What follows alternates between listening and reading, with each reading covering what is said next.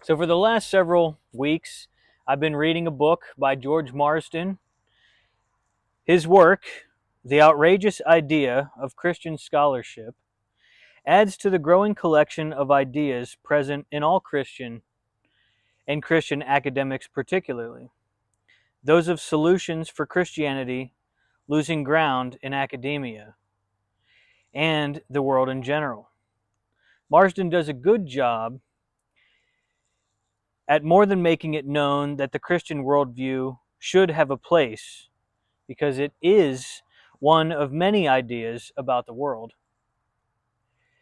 but because it has specific examples of how the Christian worldview, when used to interpret academic research, publish academic articles, and teach students about a Christian perspective, can bring different interpretations, questions, and solutions to advancing a specific discipline.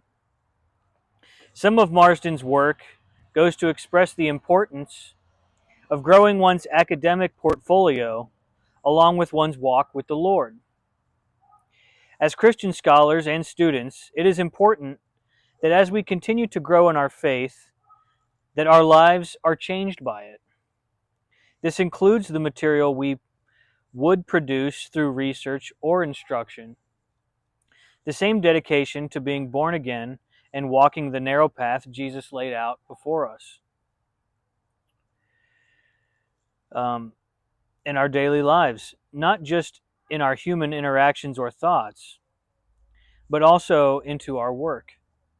What difference of approach and depth to understanding a Christian worldview, when academically equipped and well delivered, offers opposed to secularism and liberalism, brings new life to learning. Secularism and liberalism break everything down to haves and have-nots, and teach that oppression has been the moving armatures of the world. But Christianity makes a drastically different claim, one that liberates individuals to be more than the places, people, and culture they were born into. When Marsden discusses the difference between science and theology, where so-called scientific approaches to assessment outweigh those of theology, the assessments are not concluded in fullness, missing key points of a particular field of study that theological understanding would shed light upon. So much of the world today has been convinced earlier man was inferior to our current selves.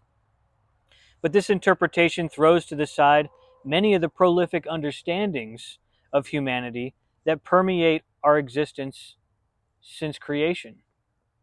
As Marsden later makes relevant, it is not Christianity's moral judgments that only lend to a positive attitude and relationship with people, but its viewpoint on how humanity exists with God, and what it then means to reflect on our current understanding of the world from that perspective.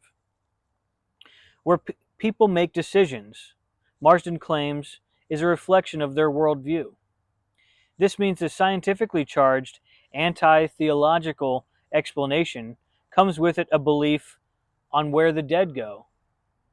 No part of a person's decisions rests outside the simplest questions humanity has about itself, the world, and the afterlife. In conclusion, Marsden's ideas on building a Christian academic community, I agree that a place where like-minded individuals growing in the way as an overarching principle of their academic growth could produce a more fulfilled and expansive growing environment where shared outlooks of a biblical worldview can be holistically understood.